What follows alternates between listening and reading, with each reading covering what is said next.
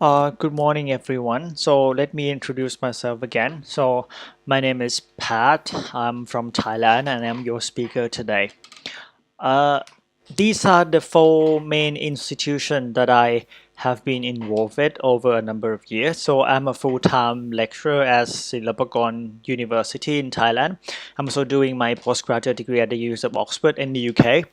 I'm also a PhD candidate at King Mongkut University of Technology, Thonburi, and I am also working with a private company called Siam Cement Group or SCG. The topic of my presentation today is effective use of technology in English language teaching, and this is the outline of my presentation. So, first I will talk about the problems of using technology in ELT.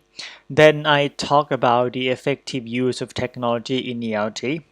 After that, I cover three main aspects that will make the use of technology in ELT more effective, including pedagogy, technology, and experience. And toward the end, I will give you a list of technology that you may want to use for different skills like speaking, listening, writing, and vocabulary.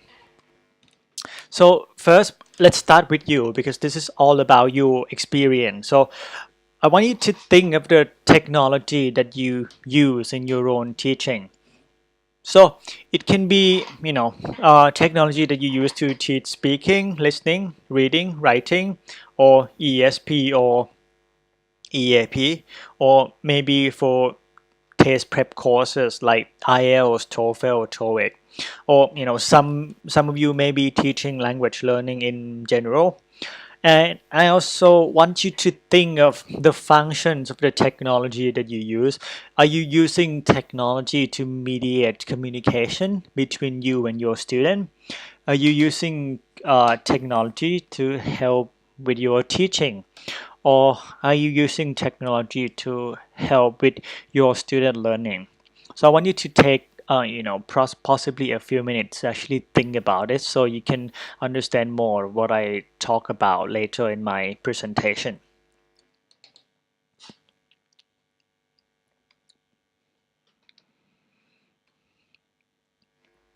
Then I think we should start with the problems and we can find a way to actually solve it. And these are the problems that I have encountered myself as a language teacher and advocate of the use of technology in ELT.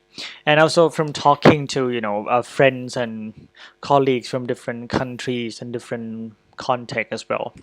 So first, I think it's the universal problem, right? It's technical problems. I mean, some school don't have Wi-Fi, some school don't have computers at home, and even with the one that have, sometimes the computers don't work properly and stuff like that. The second problem, I think it's more serious. It's a pedagogical problem. I think over the past 20 years, the use of technology has sort of become a fad.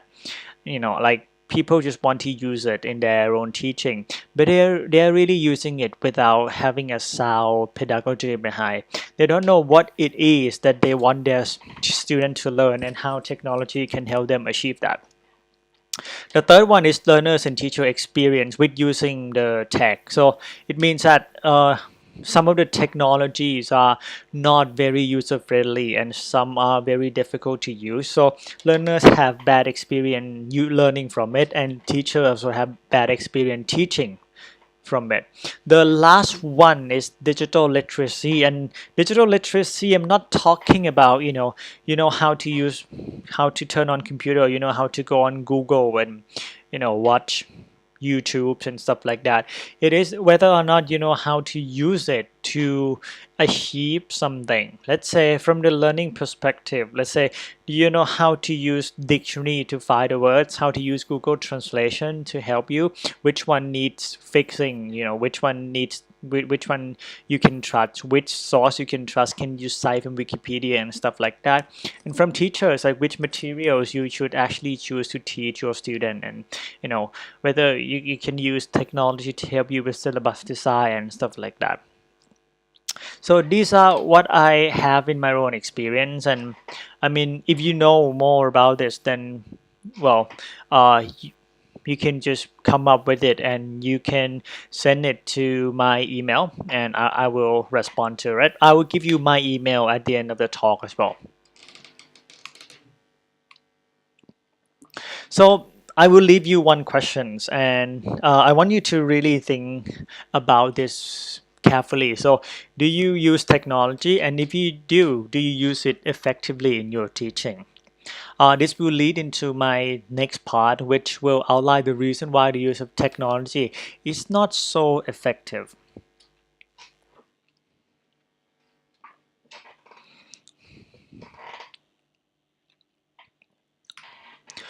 Uh, In my opinion, the use of technology in English language teaching has not been very effective uh, in the past 10 or 20 years.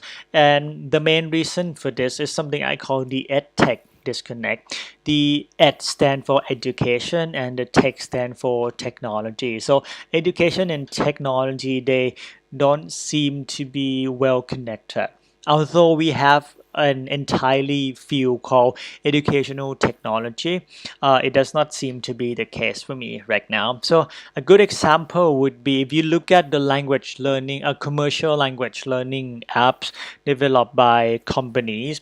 These apps are usually very user friendly, easy to use, but the content in it is not so, it's not so rich and it's not so effective. On the other hand, you have language learning apps developed by uh, institutions, and these kind of apps are rich in terms of content and effectiveness, but it's normally hard to use and not very user friendly. So I think this is, the concept of edtech disconnect, and it is our job to actually bridge the gap between the ed and the tech. So how can we make it more effective? I'm not going to ask you to go and create an app by yourself, but I actually propose four main concepts that we need to take into account in order to create one thing in the middle. And the thing in the middle is something I call learner experience, or LX. So it helps your learners experience their learning. And in order to create a really good learner experience, I think we need four circles here. So the first one is pedagogy. So it is what it is that you want your student to learn and how technology can help you achieve that. The second thing is the content, so it's, you need to know the kind of language that you want your student to learn. Is it skill, is it knowledge, etc.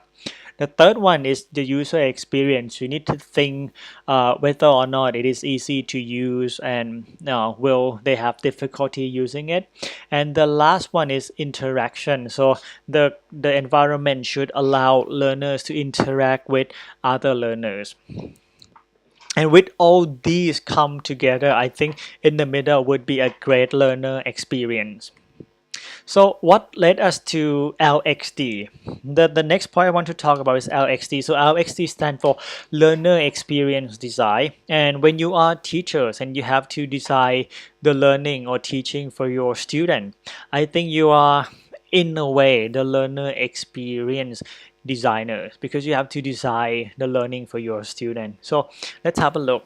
So these are the example I talk about in the EdTech Disconnect. On the left hand side is a language app developed by a company, and as you can see, it looks easy to use, it looks fun, and it looks nice, but it doesn't really have much content in it. On the right hand side, it's a language learning app developed by one academic, I think, and it is not, I think you can see that it's richer in terms of the content, but if you look at the interface and the user friendliness, I think it's not there yet. So this is what I mean by EdTech disconnect, and I think it would be great if we can combine the two apps together.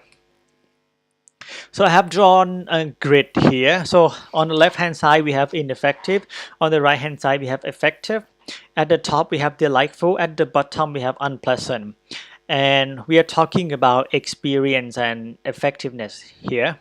So Let's take the first app. So it's the commercial app, and these commercial language learning apps, they tend to be delightful to learn from, but it's rather ineffective in terms of language learning because possibly the content is not good enough or it doesn't have pedagogy in it.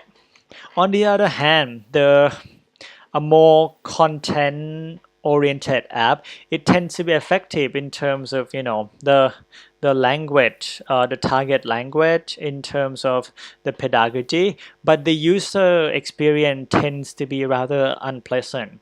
So I believe it is our job to actually trying to push the kind of technology that we use into the top right corner, which will be the kind of technology that will be effective and delightful at the same time.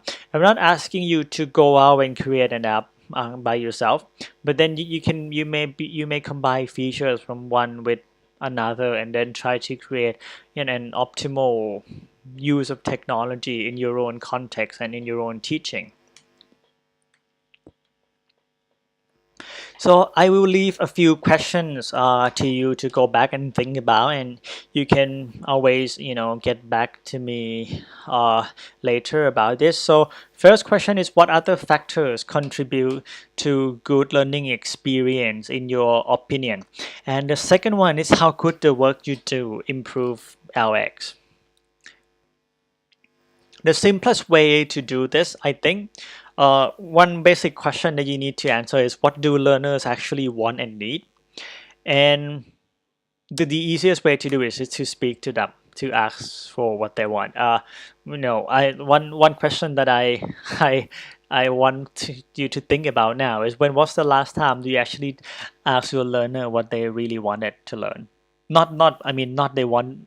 It's not. I mean, some of you may say that, well, I ask them and they say I want to go home and stuff like that. No, I mean, it's about the content that they want to learn, what they need in their life and stuff like that.